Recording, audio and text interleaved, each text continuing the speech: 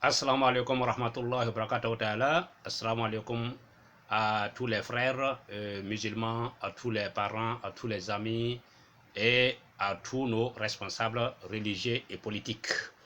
Alors aujourd'hui, ma vidéo va s'adresser particulièrement aux responsables politiques et religieux. Alors aujourd'hui, je viens pour parler de coronavirus. Je crois bien que ceux qui vont ouvrir la vidéo n'ont qu'à avoir la patience pour écouter jusqu'à la fin et essayer ensemble on va vaincre cette maladie. Alors ici, je m'adresse particulièrement aux chefs religieux, c'est-à-dire que les cheikhs, les imams, les oustas, ainsi que l'État, c'est-à-dire que les autorités et les responsables de l'État. Alors, du gouvernement, je vais dire. Alors, qu'est-ce qu'on attend pour fermer tous les lieux publics? Qu'est-ce qu'on attend? Je ne sais pas. Qu'est-ce qu'on attend? Si c'est un argument, si c'est l'argument pour justifier, sur le plan politique, on peut justifier. Sur le plan, sur le plan, comment on appelle ça encore, dans la loi, on peut justifier. Même sur le plan religieux, on peut justifier. Pourquoi? Qu'est-ce qu'on attend pour fermer les mosquées et les églises? Qu'est-ce qu'on attend? Je ne vois pas de raison d'attendre encore. Alors, parce que je prends d'abord un exemple au temps du prophète Salom. Il y avait une maladie qu'on appelle le Taoun, dont les gens disent que c'est la peste, je ne sais pas son équivalent. Ça pouvait tuer plus de 1000 personnes, 10 000 personnes, 10 000 personnes, voire plus même. Mais on fermait les villes, et personne ne rentre, personne ne sort. Et lors de ces prières, il y a une manière de faire pour ne pas être contaminé. Alors dans ça, je crois bien qu'aujourd'hui, qu'est-ce que nous attendons? Nous voulons que la situation s'empire avant de fermer. Nous voulons attendre qu'il y ait des malades dans les mosquées, dans les églises avant de fermer. En ce moment, c'est trop tard. On regrettera comme les autres pays. Alors, nous allons lire une lettre d'un Marocain en Italie qui a écrit. Qu'est-ce qu'il a dit? Il a dit « Paix à tous. Nous vivons en Italie, Milan. Je vais partager avec vous et vous expliquer comment est la vie ici à Milan. Pendant ces jours difficiles et comment dois-je penser que vous devriez apprendre des erreurs et de leurs conséquences que nous vivons ici. Nous sommes actuellement en quarantaine. Nous ne descendons pas dans la rue. La police est constamment en mouvement et arrête quelqu'un à l'extérieur de son domicile. Tout est fermé. Commerce, centres commerciaux, magasins, toutes les rues sans mouvement. Sentiment de fin du monde. L'Italie, le pays de la vie, se transforme d'un moment à l'autre comme si elle était un sombre pays de guerre. C'est un fait que je n'aurais jamais pensé vivre un jour.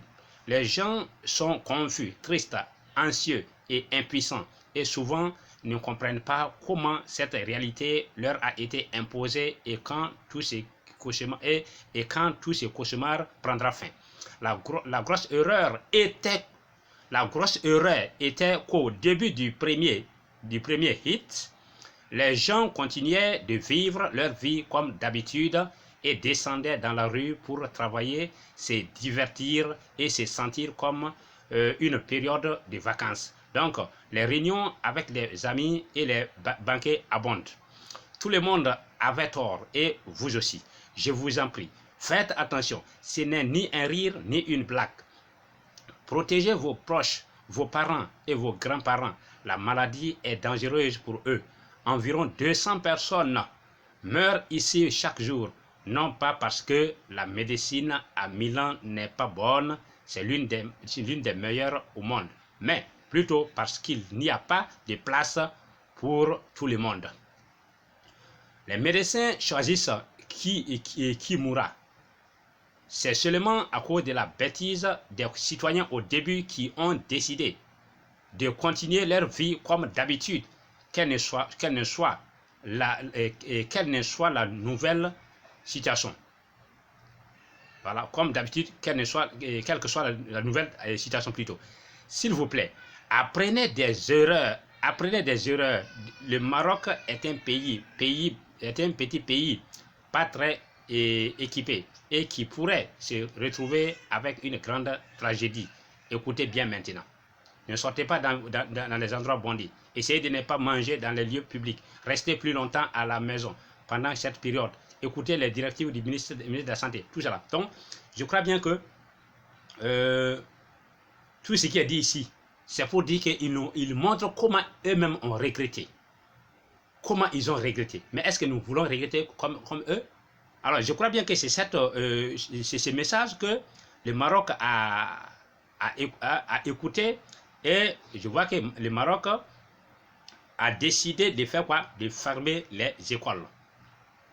Alors, le Maroc a décidé de fermer les écoles. On peut lire ça aussi dans les choses, dans les réseaux sociaux, où le Maroc a fermé des mosquées. Il a fermé des mosquées, a dit que les églises, tous les lieux publics, même les aéroports, a dit que tout, les frontières. Alors, mais il y a eu une réaction des musulmans aussi par rapport à ça. Ce monsieur, on dit, c'est Abou Naïm accuse l'État d'apostasie. Abou Naïm est un cheikh que vous le voyez souvent sur les réseaux sociaux qu'il prêche. Il est en train d'accuser ceux qui ont fermé leurs mosquées d'apostasie. Mais je dis qu'il fait une erreur. Voilà pourquoi, c'est-à-dire les musulmans n'ont qu'à faire attention souvent. Souvent, c'est-à-dire que les gens pensent qu'en essayant de contrecarrer quelque chose là, ça, ce n'est pas de l'apostasie. On doit fermer parce qu'il y a une maladie qu'on n'arrive pas à contrôler. Même autant le prophète aurait aussi fermé les mosquées s'il y a une telle maladie qui va qui va finir même le monde entier. Donc, c'est-à-dire qu'il ne faut pas que les gens vont penser en l'envers. C'est ce que je ne comprends pas.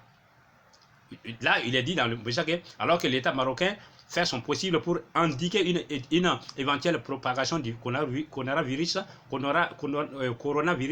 en prenant des mesures drastiques en matière de rassemblement public, le cheikh salafiste Abou Naïm a fait une sortie pour le moins délirante.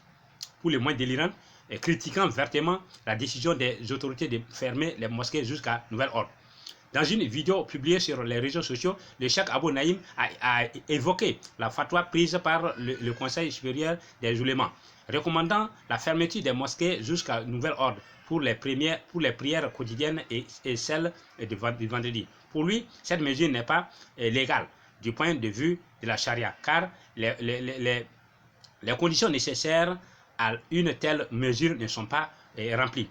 Au lieu de demander la fermeture des endroits où tout est fermé, c'est qui dit là, tout est fermé, on dit de fermer tout, avec même les mosquées.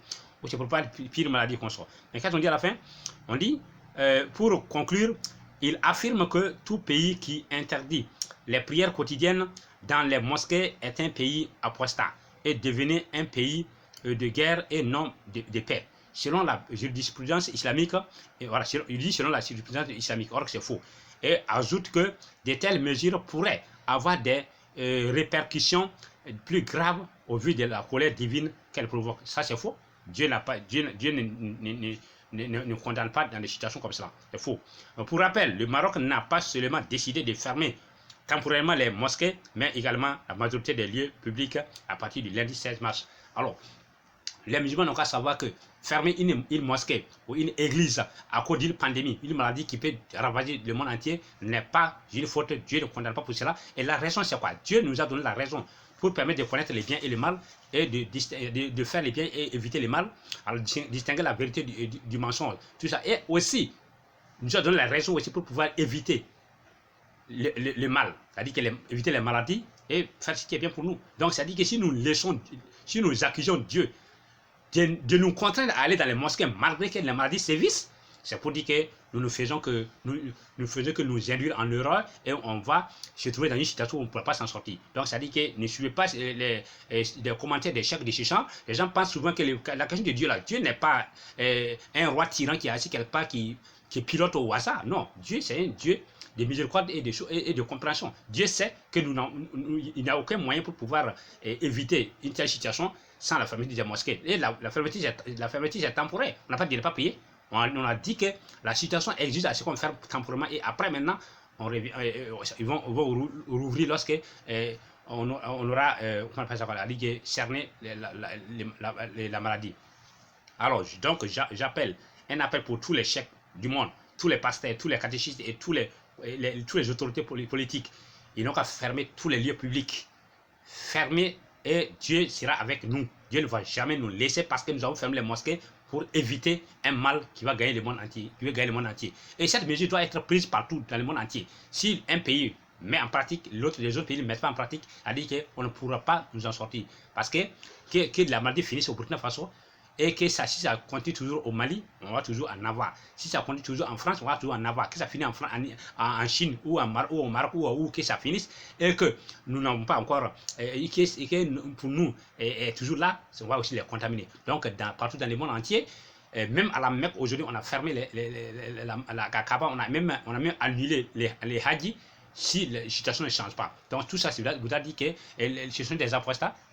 Non, vraiment, ça dit que je regrette même d'entendre souvent certaines personnes se disent des savants et qui n'analysent pas les situations, ils n'adaptent pas les situations à des moments. Parce que les premiers savants, si on n'a pas vécu une telle maladie, s'il a vécu une maladie comme ça de ces gens et que ça va gagner le monde entier, de ces gens pour finir le monde, c'est quand on a vu compris. Et ah oui, c'est-à-dire Dieu n'a pas dit de se laisser tuer. Vouloir rester à la mosquée malgré que la maladie est là pour vous tuer, c'est pour dire que c'est un suicide.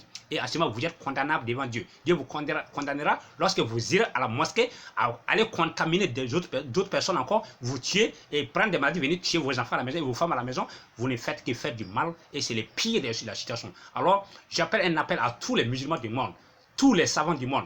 Ils n'ont qu'à réfléchir, jouer leur intellect là pour pouvoir prendre des mesures drastiques pour pouvoir éviter cette maladie. Sinon, vouloir dire qu'on reste en Dieu, qu'on est croyant, on est fidèle, on parle à la mosquée parce qu'on n'a pas fait la mosquée à cause d'une maladie, c'est faux.